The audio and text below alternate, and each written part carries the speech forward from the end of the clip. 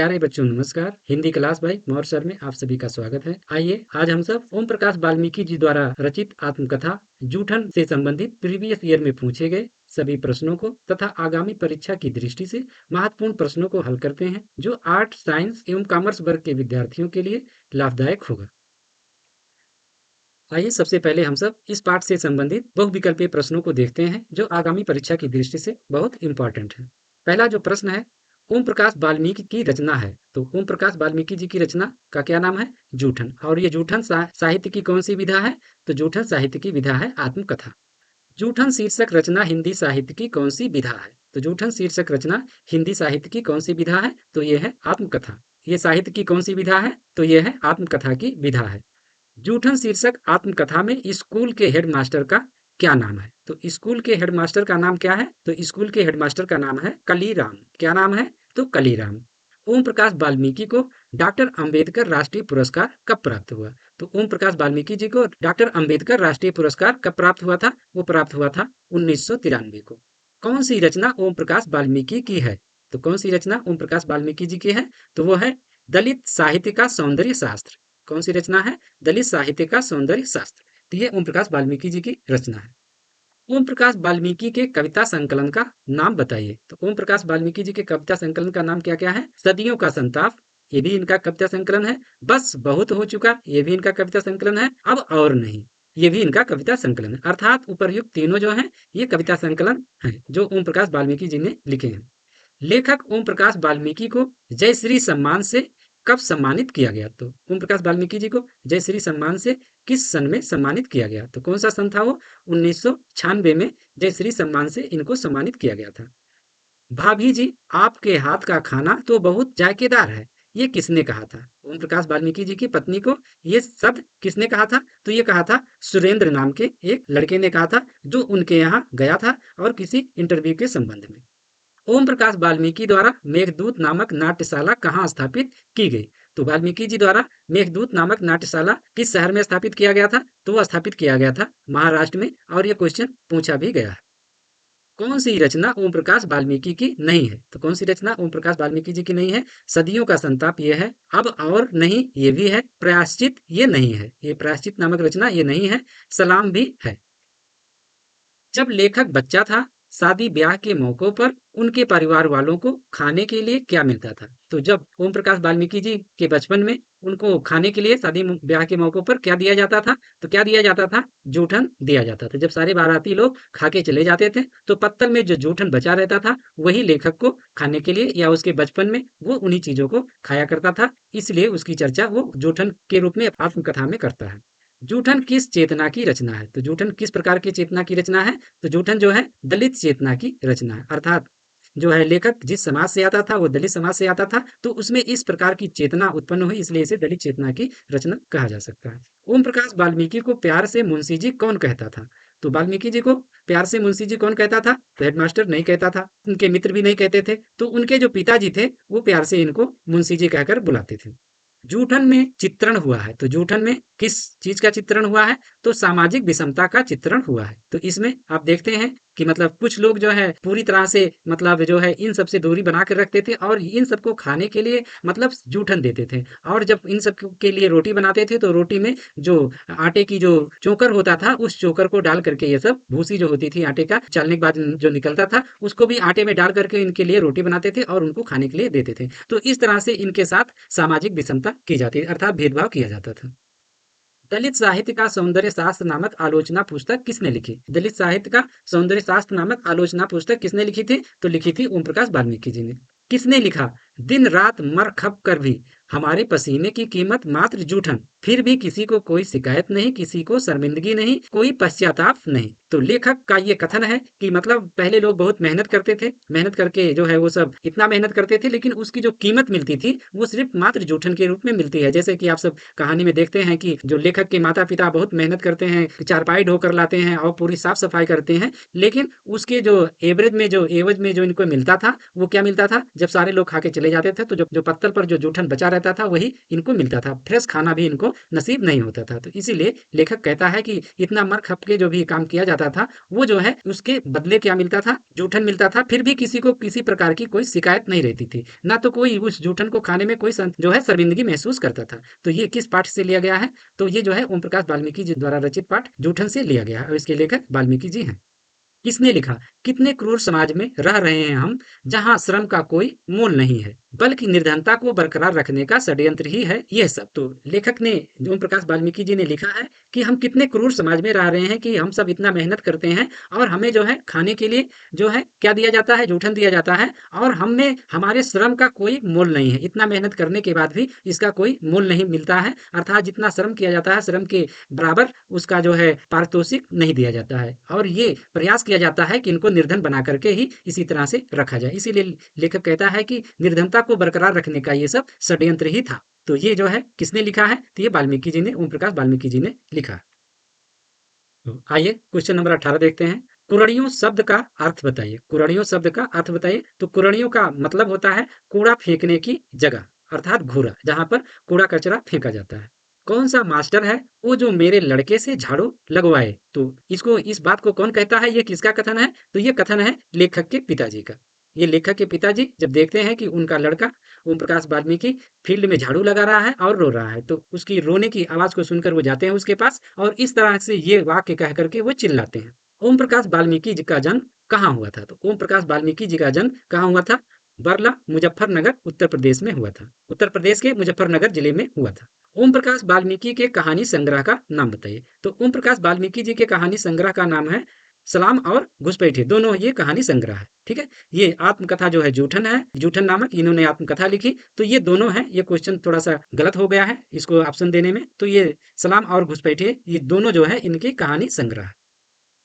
ओम प्रकाश वाल्मीकि को कौन सा सम्मान प्राप्त हुआ? तो ओम प्रकाश वाल्मीकि जी को कौन सा सम्मान प्राप्त हुआ था? तो वो प्राप्त हुआ था डॉक्टर अंबेडकर राष्ट्रीय पुरस्कार 1993 में, ये भी इनको प्राप्त हुआ था। कथा क्रम सम्मान 2000 में इनको प्राप्त हुआ था। परिवेश सम्मान 1995 में इनको प्राप्त हुआ था। जयश्री सम्मान 1996 इनको प्राप्त हुआ था। अर्थात उपर्युक्त सारे सम्मान इनको प्राप्त हुए थे। अब और नहीं वाल्मीकि की कैसी कृति है? अब और नहीं वाल्मीकि जी की कैसी कृति है? तो ये जो है कविता संग्रह। अब और नहीं, ये जो है इनकी कविता संग्रह। सुरेंद्र किसका पोता था? तो किसका पोता था? सुखदेव सिंह त्यागी का पोता था। सुरेंद्र सुखदेव सिंह त्यागी का पोता था। सलाम कहानी संग्रह के कहानीकार हैं। सलाम कहानी संग्रह के कहानीकार कौन है? ओम प्रकाश वाल्मीकि जी। इन्होंने सलाम नाम की कहानी संग्रह लिखा। ओम प्रकाश ने किस नाट्यशाला की स्थापना की? तो ओम प्रकाश वाल्मीकि जी ने किस नाट्यशाला की स्थापना की थी? तो मेघदूत नामक नाट्यशाला की स्थापना की थी। कहां पर की थी? तो महाराष्ट्र में किया था।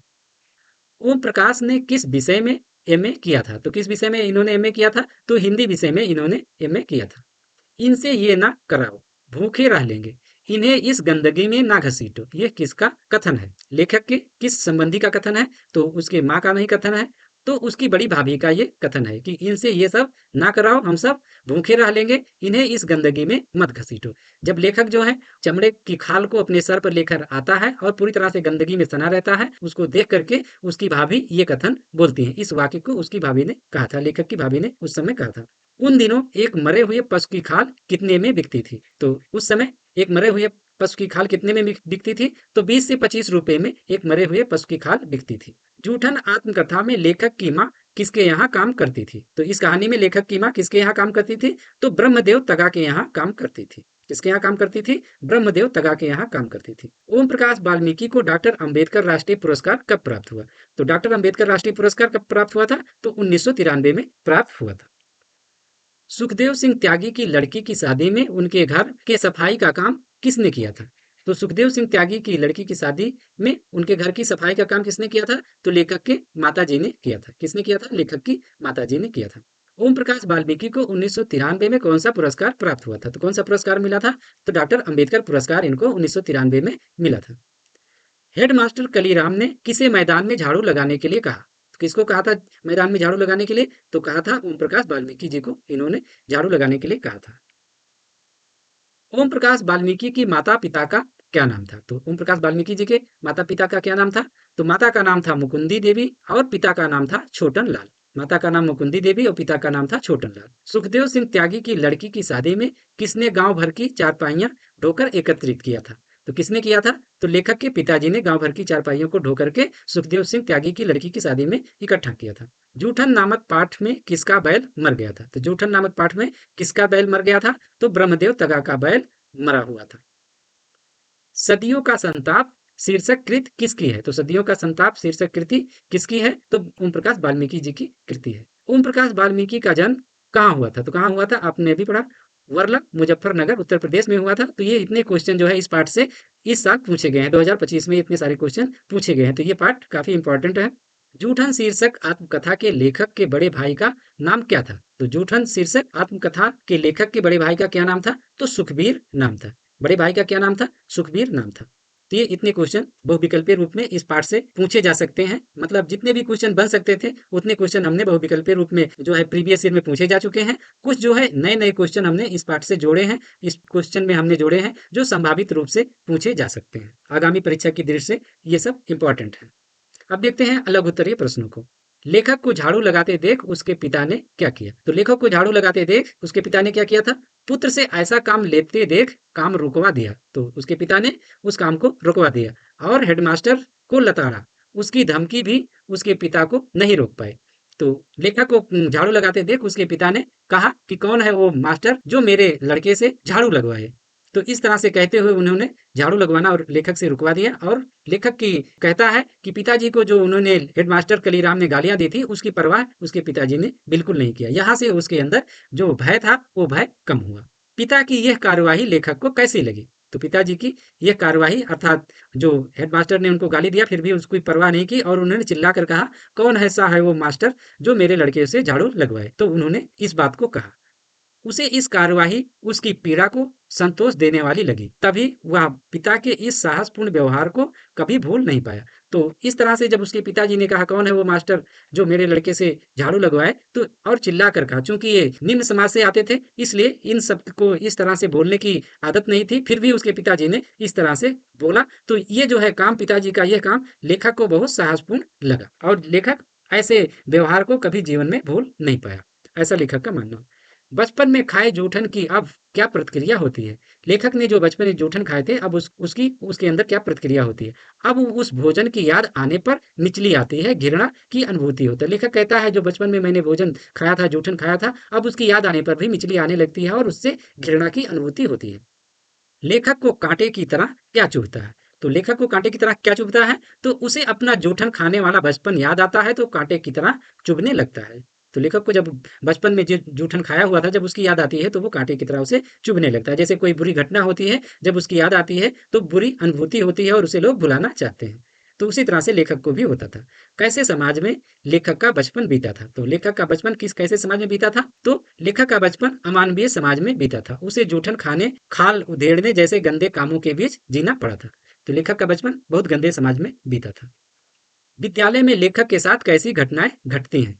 तो विद्यालय में लेखक के साथ कैसी घटनाएं घटती हैं? विद्यालय में लेखक को निम्न जाति का होने के कारण प्रतिदिन झाड़ू लगवाने के लिए कहा जाता है, अर्थात उसे 3 दिन लगातार झाड़ू लगवाया जाता है जब वो स्कूल में एडमिशन लेता है। उसे उसकी क्षमता से अधिक क्षेत्र की सफाई का आदेश दिया जाता है। उसे पढ़ने नहीं दिया जाता है और झाड़ू लगाने के बदले कक्षा में बैठे जाने के बाद गर्दन पकड़कर काम करने के लिए विवश किया जाता है। तो मतलब कि उसे जबरदस्ती झाड़ू लगवाया जाता है, ये वो झाड़ू नहीं लगाता है तो उसका गर्दन पकड़ करके ले जाकर के उसे जो है बरामदे में पटक दिया जाता है और उसको झाड़ू लगाने के लिए मजबूर किया जाता है, जिस कारण वह शारीरिक तथा उससे भी ज्यादा मानसिक पीड़ा से रो पड़ता है, जिसके कारण वो रोने लगता है। चूंकि वो छोटा बच्चा था और झाड़ू लगाने का काम मेहनत का काम था और उस मेहनत को करने में वो सक्षम नहीं था, फिर भी उससे झाड़ू लगवाई जाती थी। कितने क्रूर समाज में रह रहे हैं हम जहां श्रम का कोई मोल नहीं बल्कि निर्धनता को बरकरार रखने का षड्यंत्र ही था यह सब।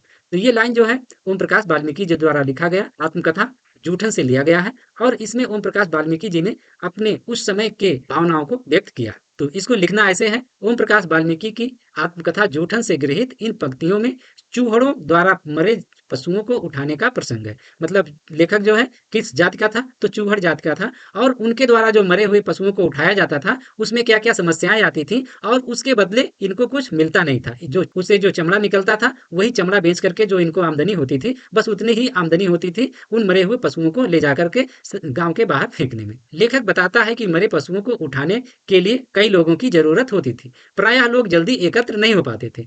तब तक देर होने पर पशु वाले चिल्लाने और गालियां बकने लगते थे। तो लेखक बताता है कि इन पशुओं को जिसके यहाँ जो काम करता था उसी को उठाना, उसी उसी काम को करने वाले को ही उठाना पड़ता था। तो कभी कभी उसको उठाने में देर हो जाती थी। क्यों देर होती थी? क्योंकि वे मरे हुए पशु को उठाने में कई लोग लगते थे, 7-8 लोग लगते थे। तो इतने लोगों को इकट्ठा करने में जो है देरी हो जाती थी। अगर देरी हो जाती थी तो जिसका पशु मरा रहता था वो इनकी बस्ती में आकर चिल्लाता था और गालियां भी बकता था।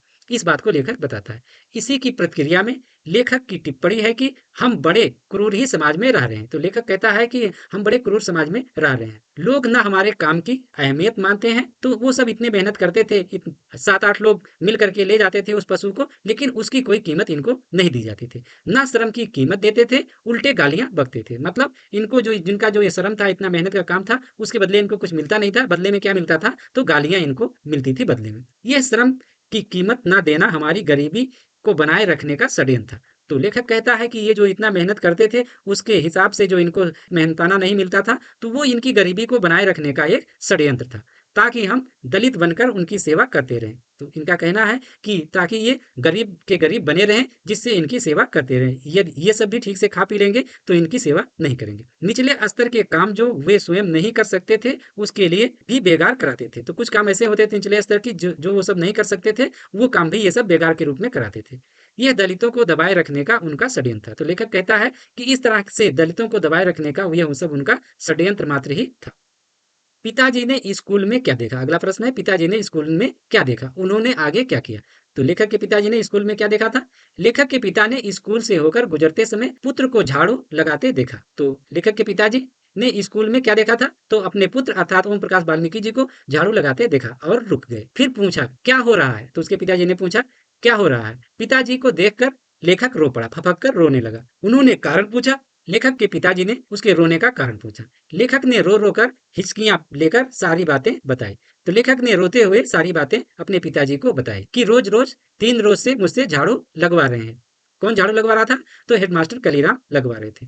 कक्षा में पढ़ने नहीं देते, मतलब 3 रोज से सिर्फ झाड़ू का लगवाने का काम कर रहे हैं और हमें कक्षा में पढ़ने भी नहीं देते हैं। पिताजी ने झाड़ू छीन कर फेंक दी। तो उसके पिताजी ने, लेखक के पिताजी ने क्या किया? झाड़ू छीन कर फेंक दिया। उनका क्रोध भड़क पड़ा। तो लेखक के पिताजी काफी क्रोधित हो गए।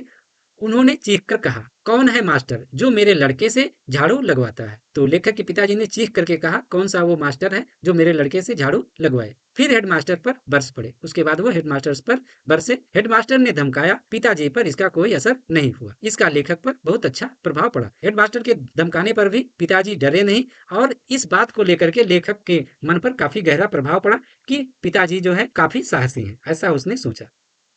इन बातों को सोचकर लेखक के भीतर कांटे जैसे उगने लगते हैं। किस बात को सोच करके लेखक के भीतर कांटे जैसे उगने लगते हैं? तो इस बात को सोच करके चूहड़ लोग शादी ब्याह के अवसर पर जूठन बटोर कर लाते थे, उसी में से पूरी आग को सुखाकर रख लेते थे और बरसात के कठिन दिनों में भोजन के लाले पड़ने के समय काम आते थे। तो जो ये सब पूड़ियां वगैरह सुखा कर रखते थे तो वो बरसात के दिनों में जब भोजन कम पड़ते थे तो उसी को खाते थे। लेखक को जूठन खाने के वे दिन याद आते हैं तो इस सामाजिक कुव्यवस्था और जूठन खिलाने वाली संस्कृति के विरोध में नफरत के कांटे उग जाते हैं। तो लेखक को जब ये सारी घटनाएं बचपन की, ये जूठन खाने की घटनाएं जब उसे याद आती हैं तो उसके मन में एक कांटे से उगने लगते हैं। अर्थात ये बातें उसे काफी चुभती हैं कि बचपन में मुझे इस तरह का खाना खाने के लिए दिया जाता था। दिन रात मर खप कर भी हमारे पसीने की कीमत मात्र जूठन। फिर भी किसी को कोई शिकायत नहीं, कोई शर्मिंदगी नहीं, कोई पश्चाताप नहीं। सोचिए और उत्तर दीजिए। तो लेखक कहता है कि दिन रात मर खप कर भी हमारे पसीने की कीमत क्या मिलती थी? मात्र जूठन ही मिलता था। और फिर भी किसी को कोई शिकायत नहीं रहती थी, कोई शर्मिंदगी नहीं रहती थी, और कोई पश्चाताप उसे नहीं होता था कि हमें जूठन क्यों मिल रहा है। तो इसको लेखक जो प्रश्न आया है उसमें कहा गया सोचिए और उत्तर दीजिए, मतलब इसकी प्रासंगिकता के बारे में पूछा गया। यह दशा उनकी है जो सदियों से दलित रहते आए हैं। यह दीनता, यह बेहयापन जीने की लालसा के कारण नहीं, आत्महीनता के संस्कार के कारण है। इसके विपरीत लेखक की चिंता एक पढ़े लिखे बुद्धिजीवी की चिंता है, जो मानवता, समानता, आत्मगत एकता, प्रजातांत्रिक अधिकार आदि से अवगत है।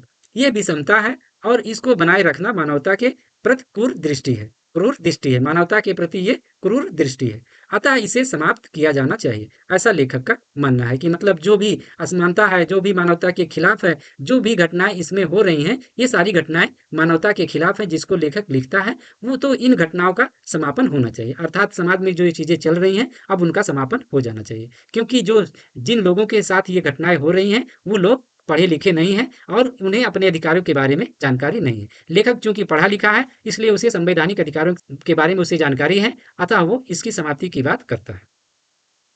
लेखक की भाभी क्या कहती हैं? उनके कथन का महत्व बताइए। तो लेखक की भाभी क्या कहती हैं?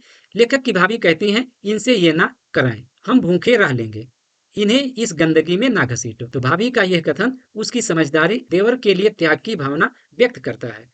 वह अनुभव करती हैं कि उनका देवर पढ़ने लिखने के लिए बना है, पशुओं की खाल उतारने के लिए नहीं। तो जब लेखक की भाभी देखती हैं कि उनका देवर जो है वो सर पर खाल रख कर आता है और खून से पूरी तरह से और गंदगी से पूरी तरह से वो सना हुआ है, तो ये शब्द वो कहती हैं और उसकी हालत बहुत खराब है, अर्थात वो बहुत थक गया है और चलने चलने में असमर्थ है। तो ऐसी हालत देख करके उसकी भाभी के ये शब्द फूटते हैं।